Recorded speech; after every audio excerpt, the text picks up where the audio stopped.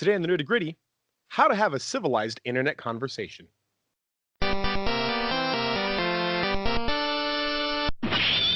Hello, everybody, and welcome to the Nerdy Gritty, where we delve deep into the details of pop culture. I'm Fox. I'm Dez. And No, I'm so scared already. It's gonna happen. I don't want this. I don't got want our this. Intro. I don't do this very often, but I just want to celebrate a recent event in all of our lives. The release of the movie Hobbs and Shaw. Why would anybody just want a to celebrate that? cultural milestone. And I think we should just kind of just pay tribute to the series, the amazing film series that is Fast and Furious. So I want to cut you right now. Des, have you seen any of the Fast and Furious movies? I saw the first one many times, and I saw the second one time, and that's it. Okay, and I saw the second one really time about that because probably a decade ago. Swimmingly. I'm super pumped. So basically, I have a game for you. Oh no. I have a it's kind of like trivia. Kind of.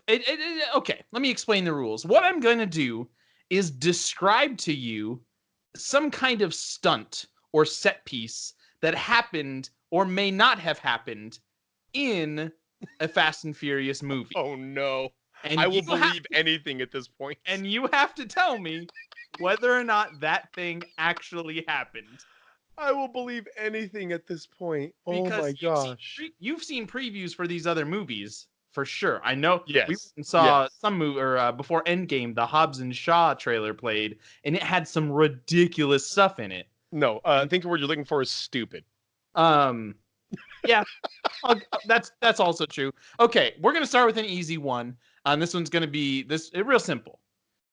While racing, Vin Diesel and I don't remember any of their names for the most part. I know that Vin Diesel, Dom, but I'm gonna call them all by their real names. While racing, Vin Diesel and Paul Walker jump across some train tracks, narrowly avoiding an oncoming train.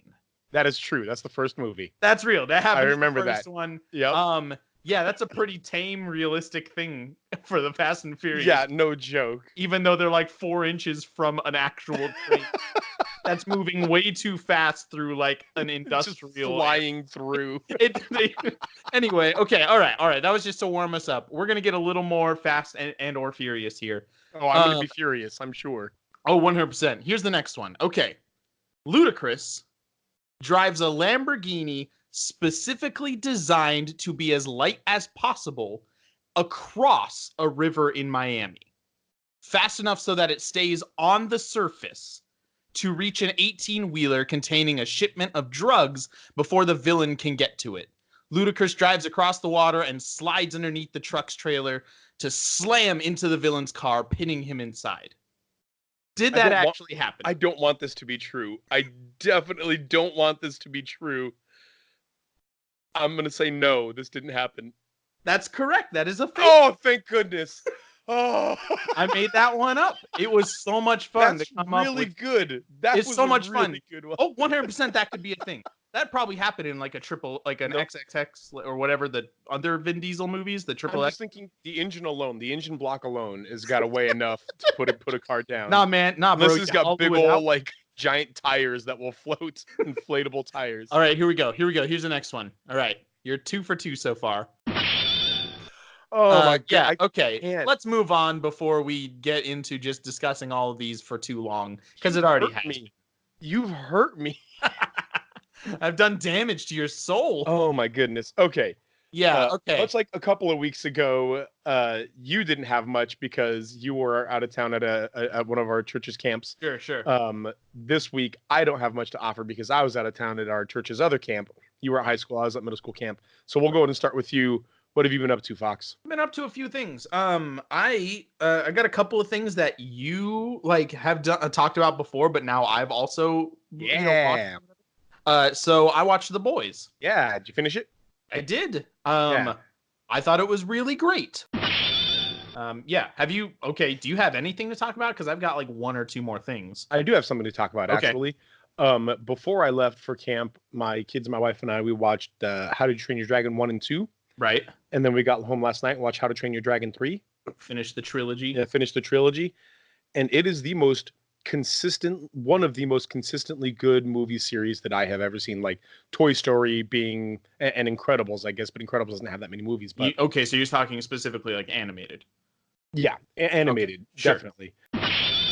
I have been playing. I'm probably 15 to 20 hours into Red Dead Redemption 2. Yeah, I decided it's about time that because I started it like once or twice when I first got it, but it felt like a game that you need to invest in. You can't just kind of play casually. So I've been putting that time into it. I've had a lot of time to do that lately, and that game is incredible. I do have something else actually. Okay. Again, it was a church camp. It was a junior high Christian camp that we supported, or that I went to, that I directed, and we had a missionary there that was Satellite Gaming, a video game ministry. They're really awesome. They do after school programs, things like that. Anyway, long story short, one of the things they did there was a Smash Bros. Ultimate tournament. Sure. And there was one student, so everybody signed up, everybody's prepped and ready to go. They did the first round, and there was one student who had his partner. They won the first round, and then for whatever reason, his partner just bailed on him. Oh. Just took off. And so the guy's sitting in the corner, and he's super disappointed, and he's really upset. And I go on to talk to him. Finally, I'm just like, hey, man, you want me to jump in with you? He's like, yeah, sure. And so I played Smash Bros. Ultimate as long as it took for me to win World of Light. And then the few episodes that you and I recorded, that was it. Right. He and I went to the finals and placed second place. Of course. And we lost in the finals, but he was very glad good. You didn't win. All right, I've got one more thing, and I'm just gonna very briefly. I watched me and my wife watched Bill and Ted's Excellent Adventure last night. Yes. Kind of on a whim. We were like, we want to watch something fairly short. She had homework to do, and wanted to watch something that we'd laugh at. And we watched Bill. Those things are Bill and Ted. Yes. And I mean, it's a funny movie. It's not, amazing. Okay, we're way long on our intro stuff here. Yeah, it happens. Okay, let's get down to the nerdy gritty. Hey, but first, we really briefly want to let you guys know that if you're hearing this part right now, you've heard a condensed version of our stuff before this. If you would love to hear that whole part of that, if you'd like to hear Fox and I talk about the things that we've seen, we'd really appreciate for you to jump over to our Patreon. At the 2 upper tier levels, you get an unedited version of our podcast. At the lower tier, you get all of our Patreon exclusive content. A lot of really cool stuff's going on there up at the time. If that's not possible for you, though, we do just appreciate whenever you like, comment, share, all that other stuff for the podcast. We had a really long pre-intro, though, so we're going to jump right into the nerdy gritty now. Thank you guys very much for your support in any way that comes. So recently, a couple of things happened. Yes. Thing number one is that I have a problem. Yeah, that Fox has a problem. I have a problem, and I need your help. I'll let you describe that. Okay, so let's the situation that happened. So let me get into the details. I'll get into details. So recently, I think it's Activision or whatever the company is that's making the new Modern Warfare. I think it's not. It might be Infinity Ward. I don't remember. Their devs were talking. It was in a Game Informer interview on YouTube. They were talking about like coming back to the series with these characters that everybody loves, and just like throwing out, like talking about ideas that they threw out while they were like writing this thing, and how do you approach this, and what changes do you make, and all that. And one of them briefly in a throwaway like line mentions, what if Price was a woman? And then like it moves on, and it just goes on from there about talking about a lot of other things.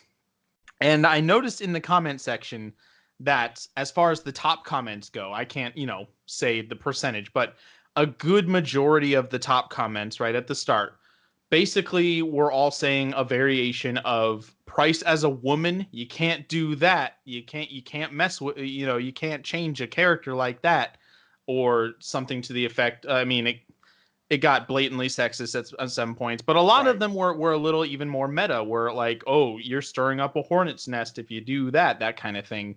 And I got in, let's say, a conversation or two with, it was one conversation with several people at the same time, essentially, is what it felt like to me. You commented on more than one post, my friend. Did I? Yeah. No. I commented on one post and other people responded. It was one thread. Fox, remember, There were several people. I get notifications for our YouTube channel. Were there other? I thought it was all. It was like 3 different comments. It was Oh. it was all the same thing. They were all basically saying the same thing. At a certain point, it just all blended together. Yeah, anyway, I'm sure. It was a very long conversation. It ended up going nowhere. I was insulted a whole bunch, which I don't care about, but that was a big part of it. Talking about whether or not you can do these things, the possibility of a woman, lots of things. We don't have to get into details. There was one of the best insults, like the kindest insults I've ever seen in my life was Dez and Fox play. You have an awesome YouTube channel. Stop being an idiot. And it was like, thanks. Wait, do I feel bad right now or? Yeah. I read that and I was like, so anyway, the conversation, the conversation went on for a long time until I eventually just said, I'm done. Like, it just became a chore to respond to all these. And part of it was like, okay, nothing's happened. So, but that honestly was not my first, like my first instinct was not, well, nothing's changing, so this is pointless. It was, I don't want it anymore. Like, I don't want to type all these things anymore. So that was the first thing that happened that's going to kind of inform our conversation here. The second thing was an article you sent me. Why don't you tell us about that? I picked up an article earlier today. Fox and I get a lot of like emails, things like that for gaming news that's going on. Apparently, Apex Legends had released a kind of like a new skins and things like that you could be getting, but it involves some loot box grinding. Well, sure. It's a new update they had called Iron Crown. Right, Iron Crown. And it came down to a lot of the fans complaining, saying, hey, you're basically making us pay for this or play your game a lot, and we don't like that. They were going too far, they said, in the monetization microtransactions. Respawn responded.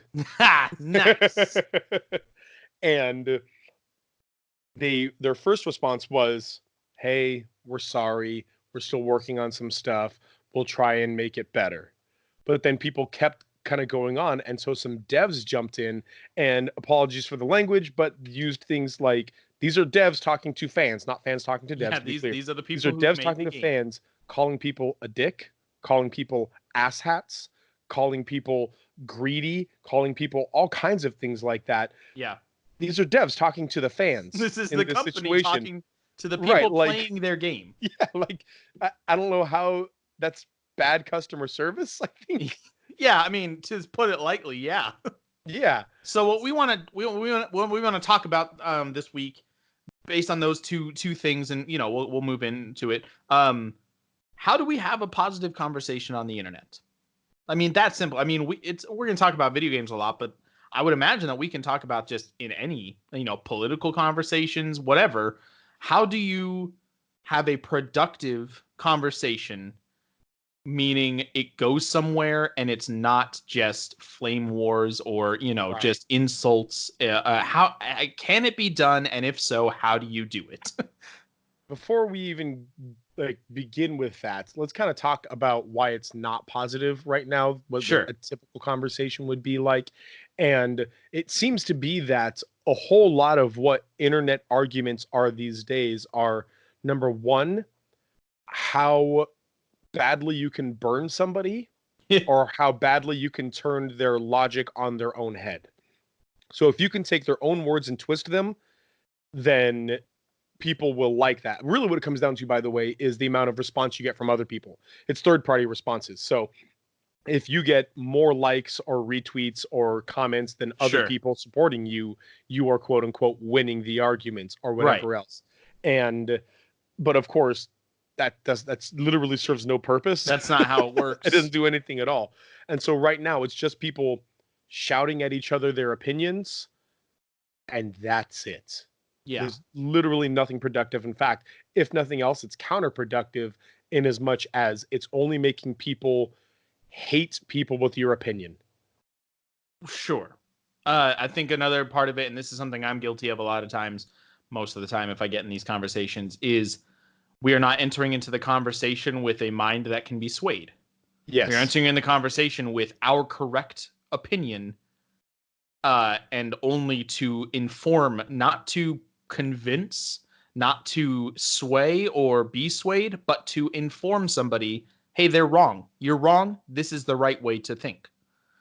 It's something I do a lot, and I have to get over that. But I think that's a problem. Like we get dug into our trenches simply because we want to win, quote unquote, win a debate, if that's what we can even call it. On that exact note, and I think that could probably be what we talk about as the first step for how to be better at this. Is going in from the very beginning thinking I may not be right, or this is an opinion. There isn't. This is an opinion. There isn't a right way to think it. But one thing I will say, just in your defense, Fox, is somebody eventually posted, you're being a bully, and you and I talked, and I was like, man, you kind of were a little at one point. And then we came back at this point, and you're sitting here saying right now, like, yeah, what I did was probably wrong. And that's exactly the way that people should be stepping into these things, with the ability to step in and look at themselves and say, you know what? Maybe I'm going about this wrong, or maybe I need to rethink my position on this. And so if easily, without question, if I could personally give a number one on how to have a positive internet discussion or discussion of any point, is to step into this not with the goal of proving how you're right, but of defending your opinion, but maybe I'll also being willing to say, sure, you know what, I was wrong. That didn't go well, or whatever else. Yeah, absolutely. Yeah, I'd say before you enter into the conversation, check your emotional investment into what you're talking about. And that's kind of something that I think was the problem with my conversation, was I don't care about modern warfare games. Yeah. I played the campaigns for 1, 2, and 3. I played through all 3 stories. I really enjoyed doing that. But even when I played them, I just said, you know what? I'm just going to breeze through these. I'm going to play through them just for funsies. I got some time. I didn't really care about what was happening. Like I appreciated some of the moments, like what they went for. And I mean, they were well designed. Call of Duty 4 and Modern Warfare, I think, is a great game. But even then, when I played them, and still to this day, I don't care about those games, or even really that, realistic military shooter genre. That's not something I'm invested in. Right. Whereas the other people, the people who I was having a conversation with, they clearly were invested emotionally into what was happening. These games kind of formed, like, I have games like that where when we're younger and we play through them, they kind of at a certain age will kind of affect us emotionally, or just, this is what we see as good. This is what a good game should look like, or whatever. And so whether or not that was their issue, like, they clearly were more emotionally invested in what was going on. And so I was having a very hard time recognizing that they weren't just trying to make a logical point. I'm not, and I mean this completely, like, I'm not trying to insult, I'm not trying, but their emotions were involved in it. I mean, and you're right, is the bottom line. Yeah. Like, their emotions were involved in it, which I think can be blinding a little bit sometimes. But also, like, we were just coming from 2 very different places. And so in the conversation, when you're attempting to even, like, debate somebody, if that's what you want to do, recognize that somebody may have a different, like, not just logical standpoint, but something is more important to them than you. And so if you can recognize that, you might be able to, like, be a little more gentle with it, which is something I have a problem with. Absolutely. Like, recognizing the other person's thought process, and recognizing, especially like you said, that they have an emotional investment of this, will really help you understand that they have a more than just their opinion. Like, this is to them more than just their thought process. It's more than just their whatever. This is something that is personal to them. It's genuinely personal to them. Right. The conversation that you had, and you and I even had a conversation about this morning, and we disagreed. Right. We came to a point where we just had to admit, and this is be another thing I'll hit later, but where you and I just had to admit, you know what, man, I think we just have a different definition of the word sexism. Yeah. I think that's what really came down to, and we said, oh yeah, that's probably true. But see, now I forgot where I was going with that. But understanding that somebody else may just have that different opinion of you because they have this emotional investment in them, that will really allow you to see, like, okay, I'm trying to take this from a really neutral standpoint, they can't see it that way. Yes. They literally cannot see it that way. And trying to understand this other person Right. is really, really going to help you. It's difficult to do through the internet. Yes. They are not absolutely. a person. They are a username. And so when you remove that humanity there, like a face-to-face conversation, 100% changes your dynamic. When you can see a visual reaction on their face, you can see how what you're saying is affecting them. When you're just typing on the internet, you can't. Yeah. You physically cannot. And so you're just saying, well, nope, their argument is wrong and mine is right. And that's all that matters right now. There's the old saying, what does that have to do with the price of tea in China? And what it's really like, what that phrase really means is you and I are having this conversation, and what you just said seems to have nothing to do with anything. I bring that up because you know who cares about the price of tea in China? Probably the Chinese. And so when you have conversations like this, you have to realize, you know what you're saying to me may mean nothing to me. It may have, to me, I may be asking myself, what does that have to do with the price of tea in China? But you might be the guy in China saying to yourself, I care because this is important to me. Yeah. I'm the one invested in this. I'm the one who has something to do with this. And Yeah. you're going to find that in a lot of situations. I remember a long time ago having a conversation with somebody about, this is literally back in 2008 when Obama got voted in. And he was talking about the Making Works Pay tax credit, in which they were going to up some taxes on small business owners to be able to give a refund to a lot of lower income families. And he was talking about what a good idea this was. And I had to step in and be like, hey man, my dad is a small business owner and this just straight up hurts him. This is like nothing. Like you're punishing him for being a successful man, and that's not fair. You're literally taking from him just to help other people for that. And for him, it was like, what's that got to do with the price of tea in China? But for my dad and my family, that was a big deal. Like that meant something. Yeah, 100%. And in situations like this, and specifically in your situation with the with these guys who are invested in the Call of Duty story, to you, you're like, man, Price is just another dude for me. He's the action hunter, man, soldier guy. Yeah, he's the hunter in Bloodborne.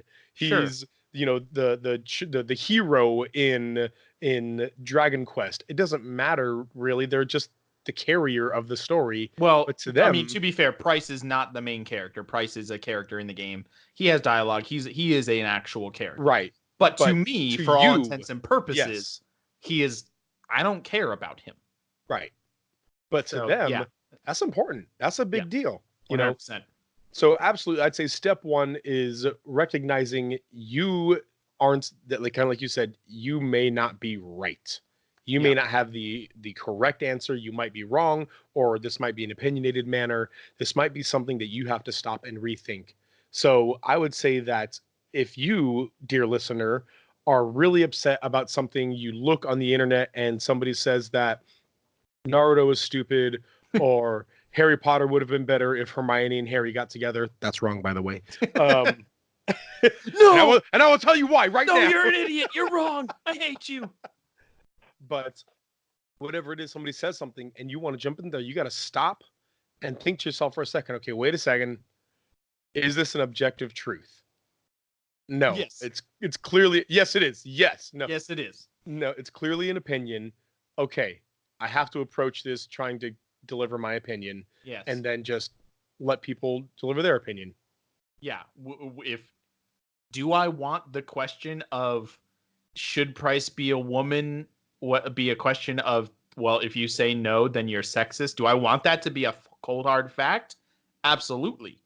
Is it? Absolutely not. No matter how convinced I am, at the end of the day, it is a subjective topic. And in reality, it's almost in a spectrum, because I would not agree to your extent, but I would agree that probably 85% of those guys who were commenting were sexist about it. But I would think that those guys think that it has nothing to do with sexism. Right. You know what I mean? But exactly like you already said, that it's not only is it like not just one right answer, it's not just two possible answers. Right. It is there are a multitude of beliefs, motivated by a multitude of, other beliefs, and it just comes from every different direction. There's a legitimate sign of maturity when you can stop and look and say, you know what, man, I may not be right. I'll let you know my opinion, and I'll let you know why I have that opinion, and I will defend that opinion. Yeah.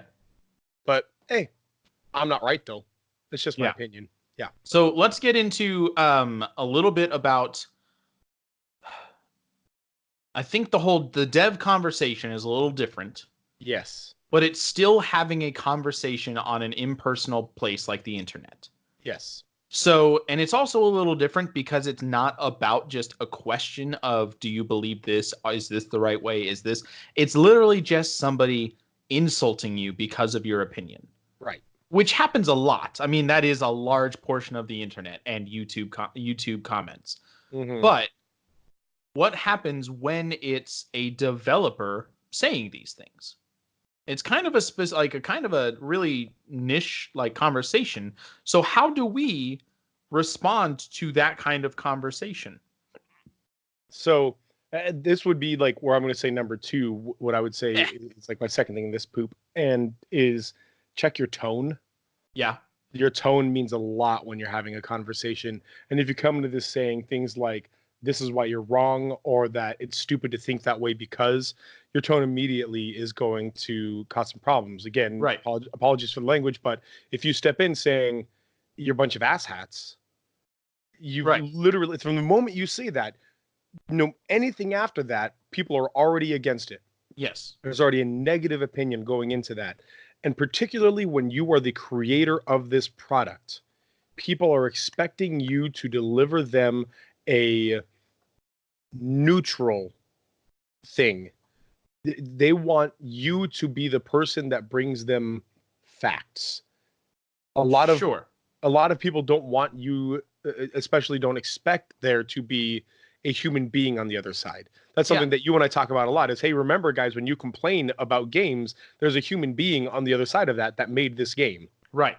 Not only do they want neutral, I would say like somebody who plays Apex Legends, religiously, like that is their game, to then come to a conversation with developers and be insulted Yeah. for having a perfectly, I'm not going to, say right or wrong. I'm going to say perfectly valid opinion. Like Well said. what are you doing right? Like what you're not just like insulting somebody, you're insulting somebody who is invested in what you have created and who has just an opinion on it that you don't share. I'll say this from the Yeah. very beginning when I was reading this article, immediately I sided with the players whenever there are kind of shady and underhanded loot box type things. I am like, come on, man, you can do better than that. But I will always, always, always say, but devs have the right to do whatever they want. Sure. Yeah. This isn't politics. This isn't, something where there is an objective law that you have to stop and say this is the way it has to be done. They can do whatever they for want. the most part. Yeah, for the most part. There are some laws. Yeah. But you can do whatever you want, man. And it may suck and you may not like it, but you can do what you want. And so I didn't like it, but you know what? They can do what they want. Then these guys started coming out and being like, you're greedy, you're dicks, you're all these other things. And I'm like, all right, you lost me now. I'm 100% with the Yeah, players. I don't Sorry. care what your opinion, You're what you're jerks saying. now. Yeah, absolutely. You're wrong. You're dumb. Yeah. And so at a point like that, if you're trying to get people to empathize with you, Yeah. that's not the way to go about it. Yeah. And You've shot that yourself is in the the foot. core right there, empathy. I Yeah. mean, this is what we talked about, right? We just didn't put this word to it. You and I are both Christians and preachers. And so we have lots of experience in discussing opinions on things that are important to people that we may not agree with. Right. There's a lot of that in Christianity. There's a lot the spectrum of belief on a myriad of topics in Christianity. Most of the things that I say are out there, I probably wouldn't agree with. And so I've had to, in real life, it's much easier for me to kind of broach a subject, or when somebody mentions something that I don't agree with, or even could be objectively false according to our scripture, whatever. Like in real life, it's easier for me to stop that because I empathize with them, because I share, like I'm able to recognize that we are at the core of it on the same side. Mm-hmm. And both the fans, because we are both, investors in Christianity, we're both believers. And so both the fans of Apex Legends and the developers of Apex Legends want Apex Legends to be the greatest game it can be. Right. both sides have to come from it from a side of empathy and recognize we are actually on the same side. One of us is trying to get you to pay money, and the other side is the one that's trying to be convinced to pay money. So there's like a tug there, but at the same time, you both want this game to succeed. And so you can't come to this conversation just like in a sermon, where if I were to start a sermon, like I preached this morning actually to the youth group, and I was talking about the concept of faithfulness, which can be a difficult concept because it's, and if I started my sermon saying, well, I don't know if you guys are going to really get this, but I'll try to dumb it down for you. Yeah. The audience there, especially the teenagers that I was talking to who already feel like they're, talked down to by a lot of people. They're just going to say, well, I don't care what you have to say anymore. You are insulting. Your tone right off the bat is insulting me, and I don't care anymore. Like, I'm done. I'm out of this conversation. And so obviously Respawn, like, they've come out with an apology. They recognize, even the guys who said that, or the people who said those things probably recognize pretty quickly, that was a bad idea. But which is kind of why it's baffling that it happened, because obviously, but that's what we have to do, is come at it from, even if I disagree with you from a core standpoint, we are both on the same side here. Yeah, and I think not always going to be true in conversations, but in this instance, it absolutely is. And I think that's something that is really important to recognize, is when you guys are actually on the same side. Even in your situation, I think that you think it would be awesome if they made a great Call of Duty game. Oh, sure, yeah. And those other guys want there to be a great Call of Duty game. Yes. You have different opinions on how that's going to happen, but you guys have the same end goal. Right. So even just the conversation of, look, man, Price being a woman, yes, no, whatever, we both want a great Call of Duty game. Here's why I think that would make the game better. And somebody else says, here's why I don't think that would make the game better. And you guys can have a conversation with that being the actual purpose. That would have been a great place to come from. Yeah. And so if you have this mindset, and you already said this, that's not always going to be the case. There's going to be a time in which you will disagree with somebody. You will be on opposite sides of something. Yes. But a lot of the time, you're going to have this mindset of, you know what? We both want what's best for this game, for this fandom, for this whatever. We're just coming from different sides of it. Like politics, to me, this is the hugest place where this needs to happen. Yeah. Without question, this is the hugest place where this needs to happen, for two sides to stand up and say, we both want what's best for this country. We are coming from this absolutely from different sides. Instead of screaming at each other, you're a communist and you're uneducated, and the other side is saying you're a bigot, you're a racist. Instead of doing that, stopping and saying, hey, let's talk for a moment and see where there's a middle ground, or maybe we can get some information from each other, maybe educate each other a little bit on some things that we're missing. Let's drop our pride a little bit and step into, let's talk to each other about how we can make this country better. That's why there's a lot of bipartisan stuff that's coming out. I don't want to get too deep into politics, but I am a to the core centrist. I am purple, like to the core, but there's a lot of really cool bipartisan stuff that's being talked about. And I love that. I love seeing both parties, both sides looking at each other and saying, here's how we can work together for this same goal. And in this situation, it could be the Respawn devs going to the fans and saying, hey guys, we'll be 100% honest with you. We would love to get some more revenue to be able to hire some more devs or do some more things to bring you guys greater content. How can we make this available to you in a way in which both of us will benefit from it? Yeah. I think that'd be a really cool conversation. Yeah. What do you want to see in this game? Because obviously, based on what you've said, you don't want to see what we attempted to do. Right. You don't want to see it in that way. How can we do this in a way, coming from the standpoint that, like, and not trying to, like, pass it off as we just want to put good stuff. Like, hey, this costs money. Yeah. Like, we're trying to make this great thing for you, but that's not free. There are human beings that work on this during their work hours, and we have to pay those human beings. You want a new skin? Somebody has to develop it. Somebody had to make that skin. Right. And we have to pay that person, and that money doesn't just appear from nowhere. We got to get paid for that. So how? You help us out with that. Come on. Yeah. How can we help you give us money? But It again, sounds funny, but that's exactly what it is. if somebody honestly came to me, and again, it's specifically something that I'm a fan of, if let's say uh Bloodborne, I that's the game I've been playing, I love it so much. If FromSoft came to me and said, hey, we want to put some extra stuff into it, but it's probably going to mean Bloodborne's going to cost you $80 instead of the normal 60. What kind of content would you want in there Yeah. for you to be willing to pay $80 for this game? I would 100% do that survey. And even just because that survey existed, I would be more willing to buy an $80 Bloodborne Right. 2 because of that. Yeah, absolutely. So let's talk about something that I have a hard time with again, Okay. but that is necessary. How do we Yep. end these conversations? Number one, and something that we already talked about with you and I think that a huge part of that is recognizing when you've come to an impasse. Yes. You and I had a conversation earlier today, and you said, and I agreed with you, I think we just have a different definition of sexism. Right. You know, you said that's not how I define it, and I was like, yeah, okay, I understand. Yeah. And we realized, you know what? I'm not going to change your opinion on the definition of sexism, nor are you going to change mine. And so, continuing this conversation isn't going to help anything. Probably, Right. we're not going to change each other's opinion this way, and because for me at least, I love debate because I love being educated.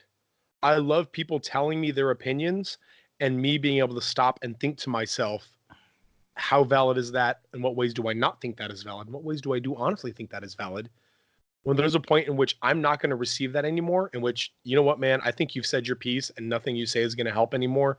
And I recognize I've said my piece and nothing I say is going to help you anymore. Yeah. That's typically when I'm like, all right, I think we're done with this conversation. I'm okay Yeah. with that. And I'll say this, there has been more than once that I've stopped and said, you know what, I think you're right, actually. I think you've swayed my opinion. That's a very, very good point. And Yeah. that was well said. So yeah, well said. Good thought. Good thought. Yeah. You know, so just understanding that there may be a point in which there's an impasse and being willing to say, we're not going to agree here. Yeah. And even cool. if it doesn't mean you agree, like it doesn't mean you're just like, you're just saying, hey, this conversation should end now. Yeah. Saying, I respect your opinion. You hold it. Maybe you don't hold it well. Maybe, in fact, maybe I don't respect your opinion. Sure. Maybe I think it's dumb, but I respect that you have an opinion. yeah, exactly. And that you're willing to stand up for it. Yeah. You know, maybe it's dumb. Maybe it is sexist. Maybe it is racist. But clearly, I'm not going to convince you otherwise. And we are not in any way edifying one another with this conversation. Yeah, 100%. For me, it's another aspect of emotional investment. But when you be able to recognize when you are now more emotionally invested in winning the argument than you are in the topic or the topic at hand. Mm-hmm. Because for me, like I made my point in that conversation I had. I made my point within 5 or 6 comments. Right. And then 70 comments later, I made the same arguments over and over. I had lots of reasons for doing so. You know, I just came up with something new. Somebody new would enter the conversation, so I had to tell them that now. You know, Yeah, and it became not about a constructive, positive conversation. It became about how can I convince everybody I'm right. I wanted to see somebody say, you know what, that's true. I'm wrong. And I was unwilling to say that, which means I should not have been a part of that conversation. Right. Right. If I am expecting more from the other person than I am unwilling to give because my pride, I feel, is now at stake, then I shouldn't be a part of that conversation anymore. It's no longer honest debate. It's just about who can win. I remember distinctly, it's only been a handful of times, but times that I've been on the internet and somebody posted something and I was like, why do you think that? Or what about this point? And they said, no, this point. And we shot back and forth for a while and came to a point where like, you know what, man, I see your point. I don't agree with it though. And they said, yeah, actually, you've made a lot of really good points. I really appreciate that. And both of us kind of shifted our opinions a little bit and went more towards the middle. Like one of them that I vividly remember was somebody posted the Morality is doing what's right no matter what you're told. Religion is doing what you're told no matter what is right. And I stepped in there saying, hey, without religion, without some sort of like third party judge, how do we even dictate what is right and wrong? And we got in this really big conversation, but at the end of it, there was this agreement in which I was stating, you know what? Yeah, a lot of church abuses their power and comes up with a lot of things that aren't true and is cruel. And people should be doing what is right rather than listening to a cruel dictator of Right. a church. And they were stating, but yeah, you're right. We are really underestimating a lot of individuals who are doing good things with religion and doing a lot of good in the world because of it. And that's a great place to end. They weren't right. I wasn't wrong. I wasn't right. They weren't wrong. We didn't convince each other of anything, but we both stopped, thanked each other, were honestly cool with each other, and walked away saying, you've opened my eyes to some things, and I've admitted Yeah. to some things that I wouldn't have admitted to before. Thank you. Yeah. It was very cool. One last thing for me is just in the whole topic of an internet conversation, hey, it's probably true that 90, 95, 99% of the time, it's not worth getting into the discussion. Yep. Not even worth it in the first place. Just don't. Just don't. The internet is often not a place of productivity. Yep. It can be. It absolutely can be. It has the potential. It's got this amazing ability to connect us with literally everyone on Earth who has access to the internet. But oftentimes we are not where it's probably just better to stay out of it altogether. Yeah, because chances are you're not going to convince somebody on the internet. Yeah. It's just not going to happen. Right. My last thing would be something that I had to learn as a young adult, and glad that I learned it, is I actually appreciate being wrong sometimes. Leaving your pride at the door and learning that you're wrong means that you learned something new. Yeah. If you're right, you leave the situation with nothing but pride and knowing that you're right. Like that, but that doesn't actually gain you anything at all. You might Right. feel good about yourself, but you have gained nothing. If you're wrong, you've educated yourself further, you've grown as a person, you've humbled yourself to the point to admit that you're wrong. That's literally in every way more beneficial than just feeling good about yourself because you won in an argument. Right. And so having this mindset of, I'm 100% cool with being wrong. I got no problem with that. Leaving your pride at the door, humbling yourself to the point of being able to admit that you're wrong. That's got to be the very first step, and the very last step is being able to admit that you're wrong. And so just having that brain mindset of being right means I've gained nothing and I've learned nothing. Being wrong means I've humbled myself enough to admit that, and I've learned something through it. So I am a huge proponent of admitting that you're wrong. It's okay. Absolutely. It's awesome when you're wrong. Well, guys, thank you very much. Let us know what you think in these individual situations. Not if you think that Respawn was okay or if the fans were okay. Not if you think Price being a woman is sexist or not sexist. But let us know what you think in these individual situations would have been a great way to approach having a productive internet conversation. Let us know how you would have approached these situations with your opinion, and let us know what you think is a good way to have an internet conversation, if it's possible at all. Thank you guys again for listening. Thank you for your support. And as always, remember, save games, save lives. See you next week.